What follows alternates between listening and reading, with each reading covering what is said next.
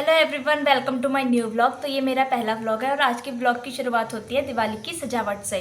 तो सुबह उठ के चाय नाश्ता करके हम लोग लग गए अपने काम पे, यानी कि देली बनाने पे। आइए मैं आपको दिखाऊंगी कि हमने देली कैसी बनाई और हमने अपने घर की सजावट किस तरीके से की है।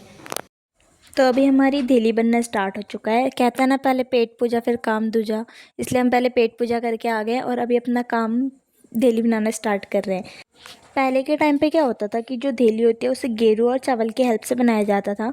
चावल को 2 से 3 घंटे भिगोकर उसे सिलबट्टे पे बारीक पीस लिया जाता था और उससे देली और अपने एपड़ बनाए जाते थे। पर अब क्या हो गया है कि हम लोग पेंट कलर का यूज़ ज़्यादा करते हैं, जिससे हमारी रंगोली या फिर जो भी है एपड़ देली लॉन्ग लास्टिंग तो रहते ही हैं, साथ में ये अट्रैक्टिव ज़्यादा लगते हैं। तो यहाँ पर मैं अपनी देली बनाना स्टार्ट कर रही हूँ। वैसे मुझे देली बनाना आता नहीं है, बट मैं अभी सीख ही रही हूँ। पूरा यूट्यूब गूगल आधा 1 घंटा छानने के बाद मुझे एक बड़ी प्यारी सी देली मिली है। पता नहीं मैं उतनी अच्छी देली बना भी पाऊँगी या नहीं। और ये है मेरी देली का फाइनल लुक।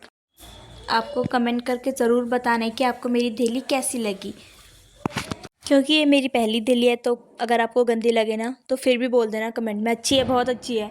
और ये मेरी दूसरी देली है जो कि मेरी दीदी ने बनाई है। आपको कौन सी देली अच्छी लगी वो आपको बताना है। और ये हमारी रंगोली बनना स्टार्ट हो चुकी है। रंगोली मुझे तो इतने अच्छे से आती है नहीं, तो मेरी दी लोग ही रंगोली बना रहे हैं।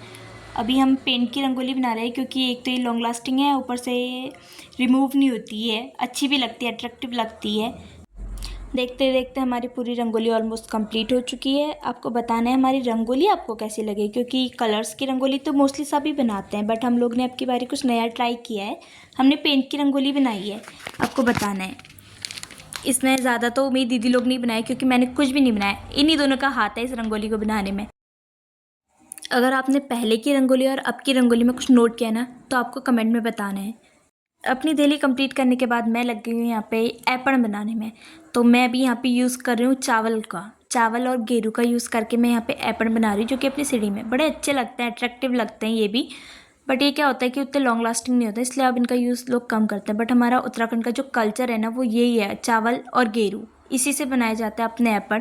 मैं तो यहाँ पे ब्रश का यूज़ कर रही हूँ, बट पहले स्पून का यूज़ करके इसको बनाया जाता था। चावल को एकदम लिक्विड बेस में तैयार करके उस स्पून से उसको गेरू के ऊपर डाला जाता था, जिससे एकदम स्ट्रेट लाइन आती थी और वो ज़्यादा अच्छा लगता था।